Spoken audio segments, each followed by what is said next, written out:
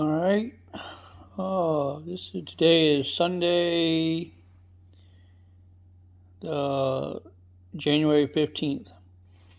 I have been home for a little over a week. Tomorrow will be 2 weeks since I had my surgery. These bolted down, and I have a top denture. I struggle wearing it. I'm not wearing it right now. So glad that I did all on four instead of just taking the cheap route and doing dentures. So this bottom one is a little big. I will say that, like, it's too big for my mouth, but it is what it is. I had to wear it for 4 months. I do have a little bruise here. I did have two black eyes. They're still a little bit. I had a lot of swelling, had a lot of bruising. Everybody's different. There was another guy there 2 days after my surgery. My face was huge, like really big. This other guy had all his done, and 2 days later, he just a little teeny puffy. So everybody reacts differently. Right after my surgery on Monday, I was in there Tuesday, and they were doing the molds to make these and to make my top ones. These are just for looks. They're not functionable. These are bolted down, but I can't eat with them. I'm on a soft or liquid diet for the next 4 months. I go back in May. Everything is like it's supposed to be, I guess. I mean, this thing is uncomfortable because it's too big. I hope that when they make my final ones, I'm going to tell them they got to make it smaller somehow, some way.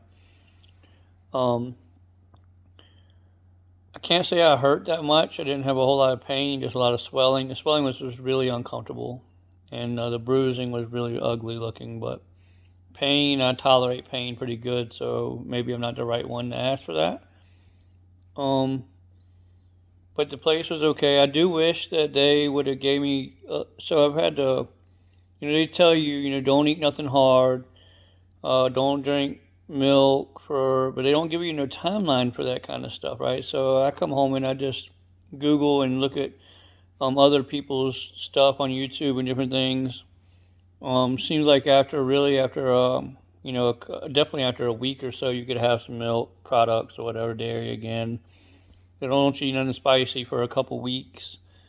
They told me to stay away from heat, like even going into the kitchen, but I haven't seen nothing like that anywhere else that I've gone to. But I'm back to eating warm foods or close to hot foods already. I said 2 weeks to be tomorrow. I feel like after 2 weeks you can kind of do what you want to do there, temperature-wise, but they don't want you to chew on nothing. They put those implants in your gums, and they want them to get rock hard. They want the bone to grow to them.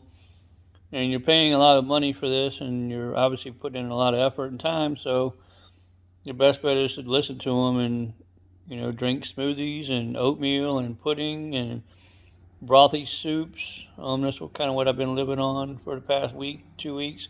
That'll get old, I know, but it's only for 4 months. The healing process is typically 4 months. I already got my plane ticket. Mine will be just over 4 months. Go back in May.